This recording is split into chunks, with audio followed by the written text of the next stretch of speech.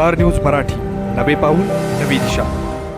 विटा शहरात भारतीय जनता पार्टी ही काँग्रेसच्या प्रेमात पडल्याचं चित्र समोर आलेलं असताना आता विट्यात दुसरा देखील प्रकार समोर आलेला आहे। विट्याचा सुप्रसिद्ध चुलीवरचा फरसाण आरजे नमकीन विटा यांचे अनन्या नमकीन अँड बेकर्स। फरसाण, वेफर्स, शाबू चिवडा, पापडी, शेव, चिवडा, खारी बुंदी, मका चिवडा, खारी बटर। संपर्क रोहित 90 11 50 95 37, अनंत 86 98 00 54 10, मुक्काम पोस्ट घाणवड, तालुका खानापूर, जिल्हा सांगली। विटा शहरात भारतीय जनता पार्टी ही काँग्रेसच्या प्रेमात पडल्याचं चित्र समोर आलेलं असताना आता विट्यात दुसरा देखील प्रकार समोर आलेला आहे। खरं तर विटा शहरात नाथबाबांची यात्रा सुरू आहे आणि मी आता उभा आहे विटा येथील मायनी रस्त्यावर। या ठिकाणी जर तुम्ही बघितलं तर अनेक डिजिटल फलक या ठिकाणी लावण्यात आलेले आहेत। विटा शहरात येणाऱ्या यात्रेकरूंचं स्वागत करण्यासाठी या ठिकाणी फलक लावण्यात आलेले आहेत। या ठिकाणी जर समोर बघितलं तर आमदार सुहास बाबर असतील, पाटील गटाचे देखील या ठिकाणी फलक लावण्यात आलेले आहेत। परंतु आता जो मी फलक तुम्हाला दाखवणार आहे तो फलक या ठिकाणी चर्चेत आलेला आहे।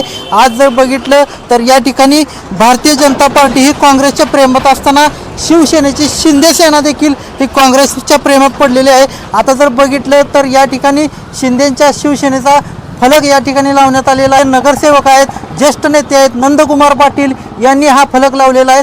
खरं तर या ठिकाणी जर बघितलं तर ते शिवसेनेचे चिन्हावर या ठिकाणी विटा नगरपालिकेमध्ये नगरसेवक म्हणून निवडून आलेले आहेत। आणि इथं जर बघितलं तर समोर काँग्रेसचे नेते आमदार विश्वजित कदम यांची देखील छबी या ठिकाणी लावण्यात आलेली आहे।